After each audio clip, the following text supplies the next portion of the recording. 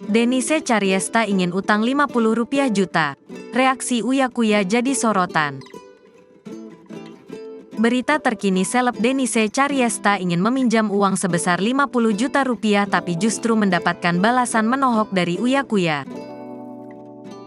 Sebelumnya heboh Denise Charyesta ingin meminjam uang sebesar 50 juta rupiah ke Uya Kuya lantaran ingin DP mobil mewah. Namun, keinginan Denise Charyesta pinjam uang tersebut dipatahkan oleh Uya Kuya. "Gak usah pinjam-pinjam ini, gue kasih aja ikhlas," kata sang pesulap. Uya Kuya ternyata hanya mengirim uang 5 juta rupiah untuknya. Dalam pesan tersebut, Uya mengatakan bahwa uang tersebut ia berikan secara ikhlas untuk biaya lahiran Denise. "Gak usah pinjam-pinjam ini, gue kasih aja ikhlas. Nanti perkara pinjem duit nanti ujungnya berantem."